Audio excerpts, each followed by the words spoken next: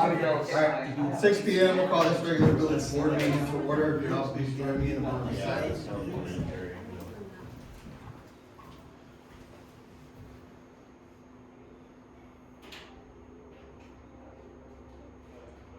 And the Pledge of Allegiance. I pledge allegiance To the flag of the United States of America and to the republic for which it stands, one nation, under God, indivisible, with liberty and justice for all. Mr. Clerk, would you take the roll? Trustee Nice. Present. Trustee Try. Here. Trustee Ferguson. Present. Trustee Charo. Present. Trustee Gerger. Here. Trustee Fletcher. Village President Kimsey. Present. Are there any public announcements this evening? Les Morgan with the Chad American Legion. We have nothing to announce at this time. No way. On the VFW side now, we have, on February the 20th, adult bingo. I have no clue what that is, but Let's not ask go questions right and now. see what it is. Registration starts at 6:30, it starts at 7, and then in March 21st, and I'll be announcing these two things later. An adult Easter egg hunt, dash, and then on March the 28th, Vietnam Veterans Recognition Dinner. More to come. Thank you. Thank you. Are there any public comments on our agenda topics? Hearing none, entertain a motion to put the consent agenda on the table. I'll motion. Trustee Charo made a motion. Do I have a second? I'll second. Second by Trustee Nice. Any discussion regarding the warrants or the minutes? Hearing none, Mr. Clerk, would you take a roll? Trustee Nice. Yes. Trustee Try. Yes. Trustee Ferguson. Yes. Trustee Charo. Yes. Trustee Gerger. Yes. Were there any other public comments on village business? At this point, because we're early for our committee, but we would like to invite the Reluctant crew that has shown up here to give us information on the 708 board. If you guys would like to come up and introduce yourself and enlighten us all with some more information, we'd appreciate it.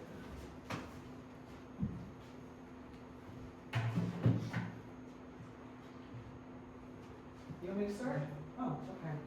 Not normally the plan. Hi, I'm Dr. Kelly Hurst. I work at SIU School of Medicine for the last year. I've been the managing director of the Massey Commission. The Massey Commission, as you know, was started after Sonia Massey was murdered. Sangamon County was asked to look at what are some of the things in our community that we could improve to make better life better for everyone. One of those things was a 708 mental health board.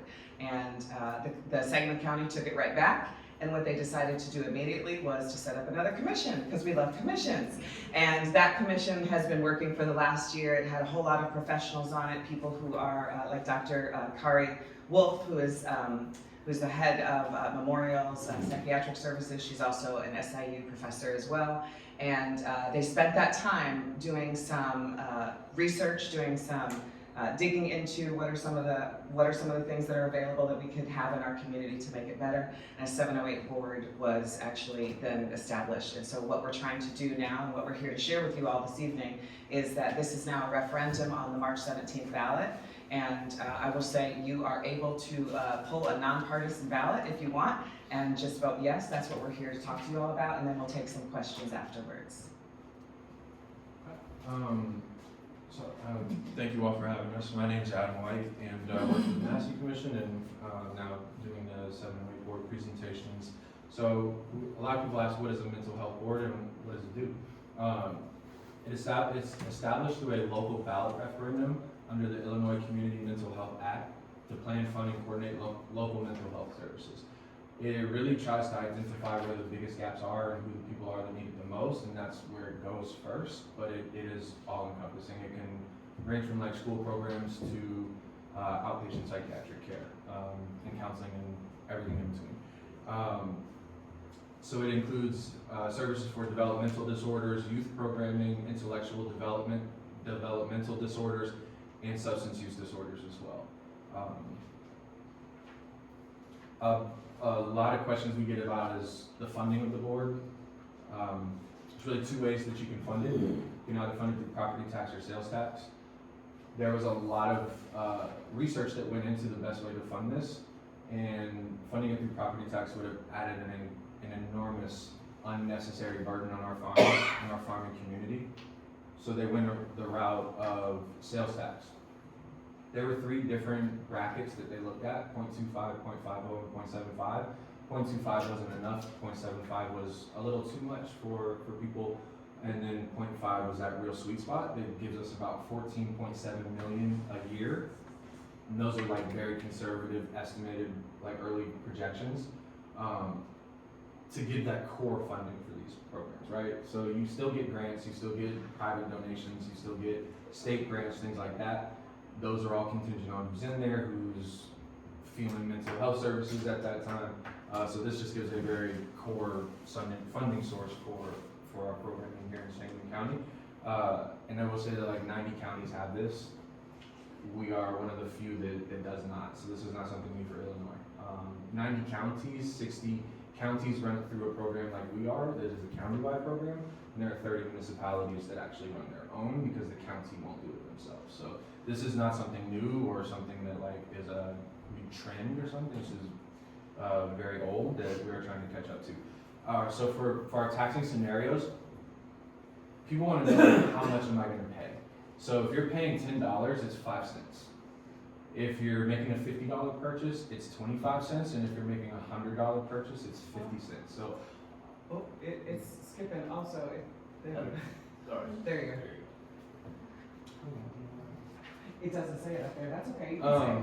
But yeah, $100 purchase would be 50 cents. So it's not a lot, and even what is taxable, it's not a blanket sales tax. So it's not anything that you go and purchase, because there are very important things that we deem like necessities that are not going to be taxed. So the first thing is anything that's titled. So if you're purchasing like a car, a trailer, a boat, an RV, something that you have to register with Secretary of State, it won't be taxed.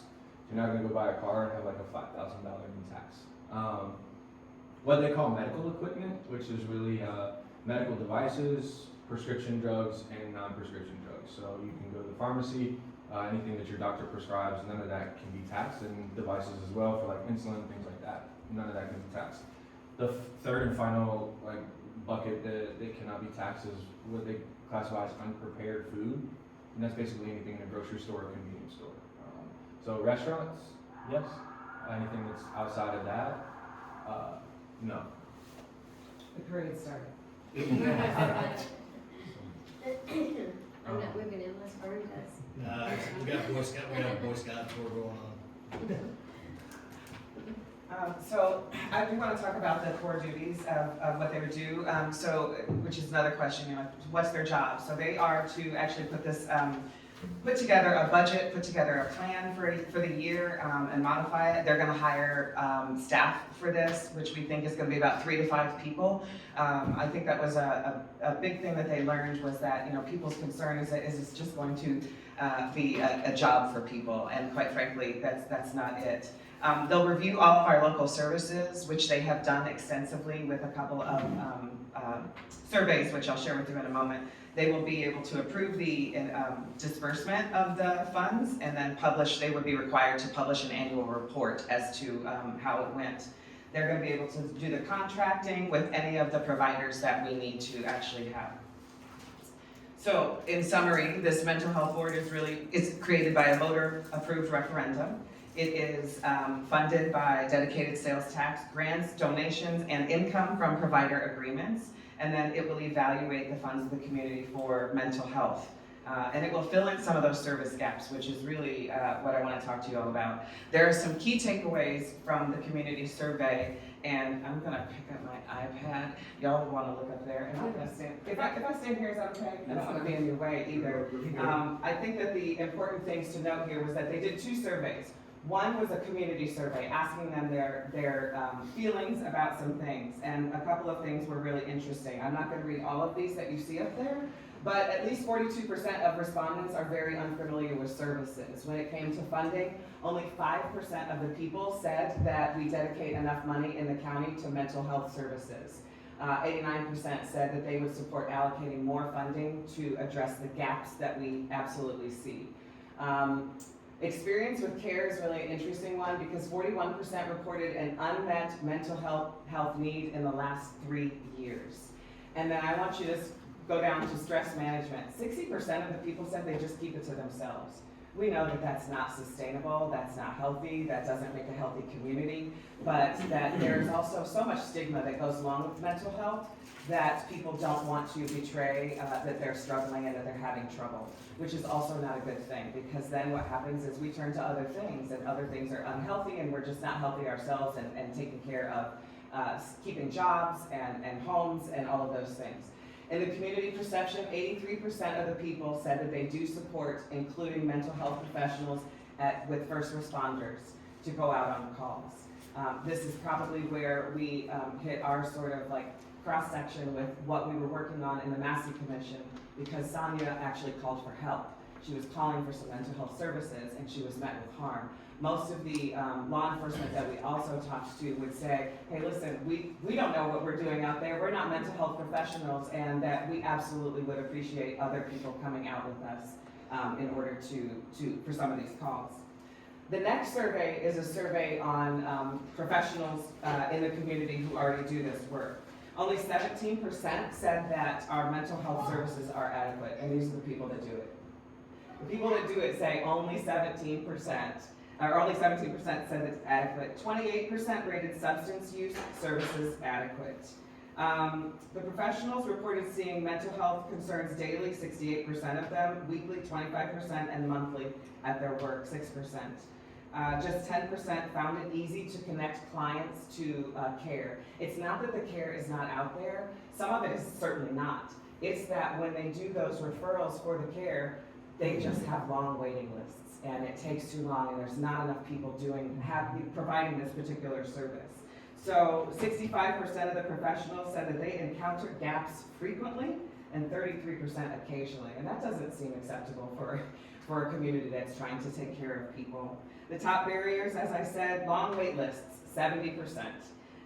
So you can imagine the burnout that these mental health professionals are also feeling, the need to take more and more clients on without support. 70%, lack of providers was 58%, transportation, 56%. So a lot of people just aren't able to get to where they need to go, which meant that we also had to look at what's our transportation issues here? What do we need to actually look at when it comes to that? And the greatest service needs were psychiatric care, medication management at 75%. I learned something new while we were doing this, and I learned that there are people whose jobs it is to actually work with clients and who get maybe Social Security and help them with their banking account, help them with their medication, either going to pick it up, making sure that they don't take it all at once, making sure that they space it out, and that's a job. When I learned that was something that we had, I thought we need so many more of those people, and our community needs a whole lot more. I'm going to turn it over to Sante to talk about priority populations. So my name is Sante Massey. I am the Associate Director of the Massey Commission, and I'm Sonia's cousin. So these are Sangamon County groups with the highest risk or greatest unmet needs, and should be prioritized for targeted programs and resources. So elevate individuals with elevated mental illness, jails, justice-involved individuals, unhoused populations, culturally appropriate services for Black, African Americans, specifically males, low-income individuals, rural residents, LGBTQ individuals, youth, veterans, and aging populations. So I will just mention that there was a certain percentage of the Sangamon County Jail, a third of the county jail had some sort of mental health deficiencies or issues. And that would primarily be helping the individuals in jails, that would primarily be helping individuals that served in the military. My son is here he's in the military as well. My best friend is in the military, and he has to drive all the way to Danville to get services. So a lot of that would, help us around this area as opposed to people driving that long of a distance to get care.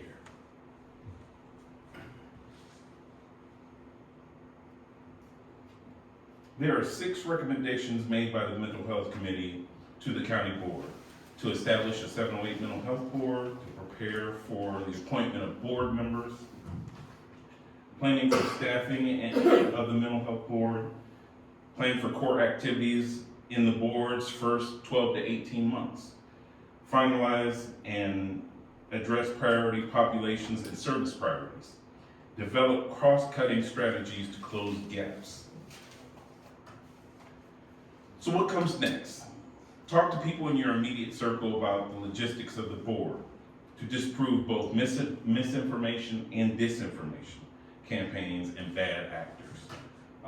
Host an informational session where we, the Massey staff, can come and present, talk to groups and organizations. We're more than willing to come out and talk to anyone about this. We believe in it and will be anywhere that we can talk about it.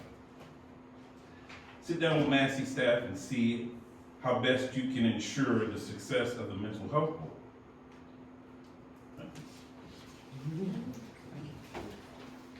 I just want to add a couple of things that I think are really important. Number one, in their doing this research for this last year, some of the things that they learned were quite disturbing. And I just want to go back to the issue of Sangamon County Jail that has a third of the people. They're not just, it's not that they just have mental health issues, it's that they are court mandated by a judge to receive services. And they're not getting them because there's no place to put them. So they're just sitting in jail. That's not good for the jailers either. That's not good for the other people who are in there. At the time that we had spoken to the administrator of Sangamon County Jail, he had 2 people who were out at the moment who had been physically harmed by people who had some mental health issues that they did not know how to deal with. And so this is an emergency sort of situation to be able to get people their services. The other thing that was a huge gap was services for children.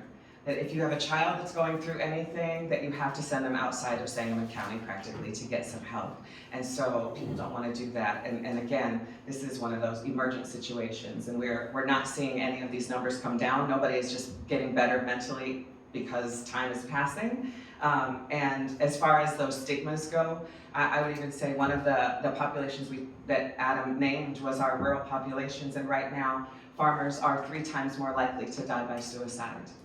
And that's an alarming number. And we've just continued to watch that rise. And so we are just asking you all to hopefully support this measure, to vote yes on the referendum. Early voting is open. You can go in and do that, but then it will be on March 17th. And if you have any questions, we're happy to take them. Yes. So if this gets passed, how long will it take to actually get boots on the ground to help these individuals? We're thinking hopefully pretty quickly. So this is going to be a volunteer board. They're not going to be paid. And they're probably going to have to work. I don't know what to tell you what that number is, but I just know that there are people who are ready to jump in as soon as this passes and get it started as quickly as possible. This is like we can't really wait on this situation. So they'll have to collect taxes for a year before they can start dispersing anything. So there'll be at least a year where they're like, for building programming, identifying where it'll all go, collecting that money to start getting it going. So like that first year, the county can lend money to it to get it going, like staffing and things like that. But the actual board functions itself will be at least a year out. I've got a question. So there's a severe provider shortage. Correct. How will this board address that? So some part of what they're going to be able to do is to find out which providers that they actually need, and then possibly it could be that this board decides that we need to actually just let's educate the people who are in our own community. What if we had, some mental health certificates that people could get in order to sort of plug those holes very quickly? Sure. But a lot of it will be once those things are already established, then we can start hiring just more of those same people. But some of them will come from our community because that's the work that they do.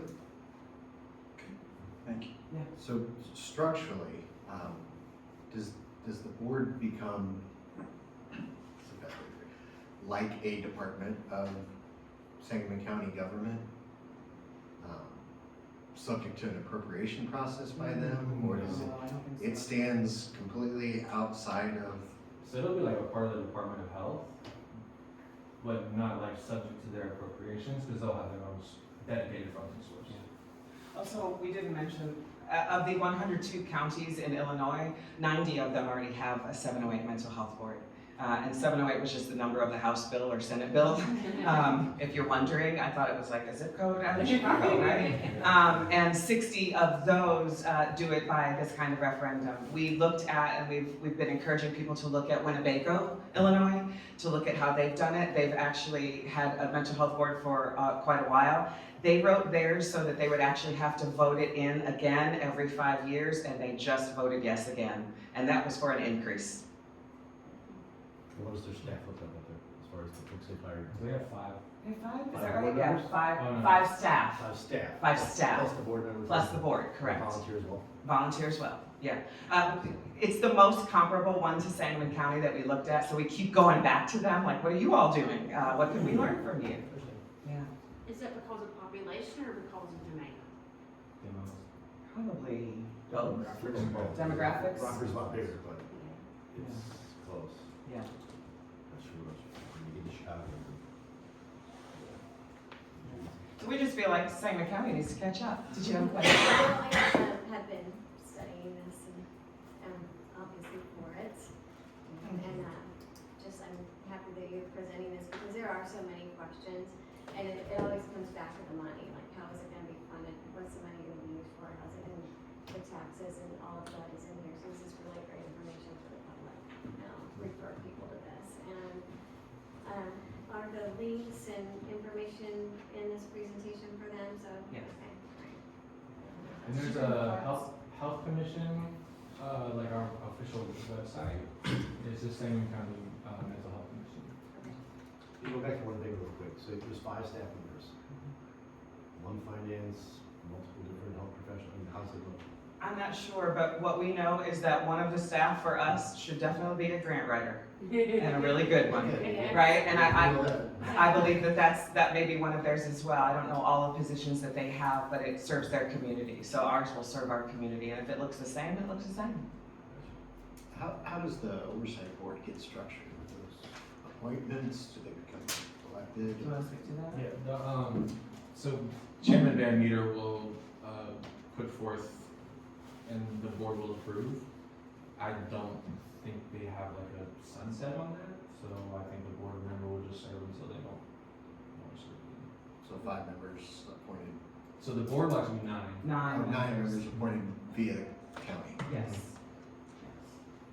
And they'll, from my understanding, they'll have an application process, so they want everybody who wants to be on that board to apply. And then the board will go through, finalize, and then Chairman Van Meter will. Authorize it. Mhm.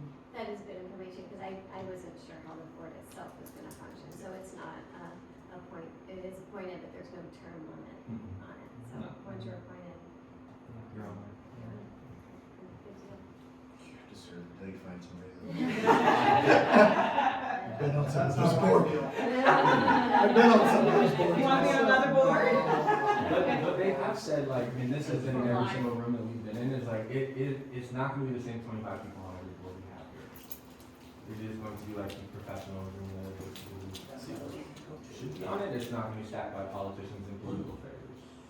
And hopefully from all of those categories of people that we named, right, like veterans, LGBTQ, right, like all of those populations need to be able to say, hey, this is how it works for us, so that everyone can have a voice. Well, and there's a big application process, you said. for the Yes. board, so okay. Yeah.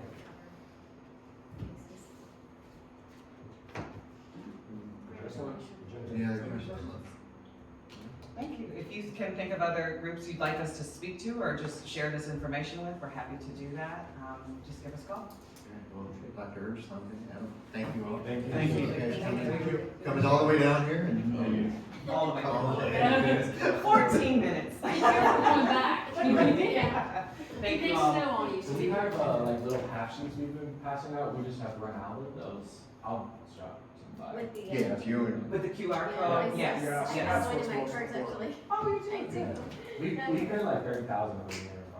So that's good. We could probably, yeah, yeah. Here. I love it. Very good. I will drop more of those off for you. Thank you. Thank you all. Thank you all. Thank you. Are there any other public comments on any village business? Hearing none. Next scheduled board meeting is February 24th. Special board meeting is next Tuesday, February 17th, both at 6 p.m. There's no need for an executive session this evening, so I entertain a motion to adjourn the board meeting. I'll make that motion. Trustee Max made a motion, seconded by Trustee Tribe. All in favor? Aye. All those meeting stands adjourned.